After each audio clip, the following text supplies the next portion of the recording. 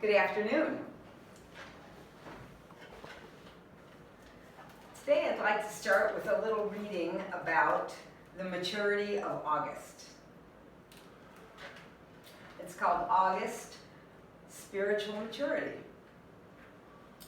August is the month during which nature celebrates her maturity. The hatchlings in the nest have found the wings to fly, and the boughs of the old apple tree are heavy with fruit. The God seed within our hearts is also ripening so that we become more flexible, more tolerant of the shades of gray that characterize life on planet Earth. Every interaction becomes an opportunity to encourage, to be kind, as we acknowledge the God seed within all.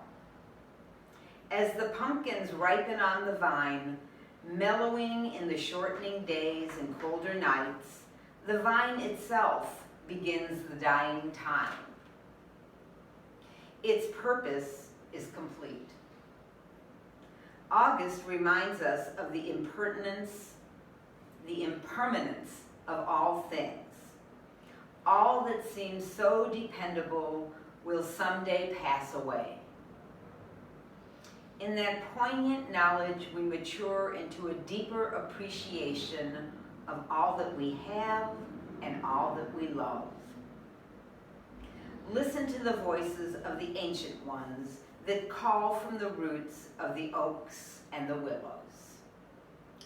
Nature is setting seed, storing the energy of the light for future generations.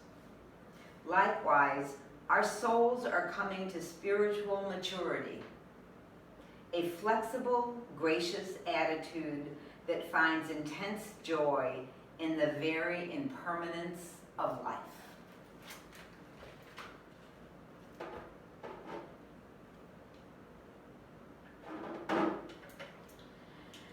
So I've always found that August is kind of a strange month. It has a lot of yin-yang energy for me.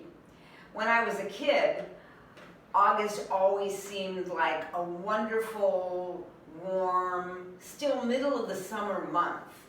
It was a long time before school started in September, because when I was young, school really didn't start until September.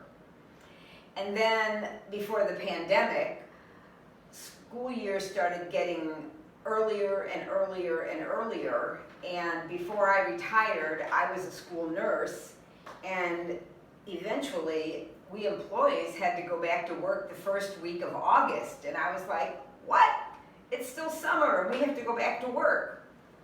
So August certainly has changed over the years in my lifetime. It's gone from a hot summer month to, oh my God, it's the beginning of fall. So anyway, yesterday was Beltane, which is a cross-quarter day, halfway between the summer solstice and the autumnal equinox. The days are still long, but the sun rises later and it sets earlier, and the rhythm of the earth is shifting. And our internal lives are shifting as well, and our energies are drawing inward, just as Mother Earth's energies are shifting inwardly. Back in the old days, the Celts would have a big celebration on Beltane. They had a ritual marriage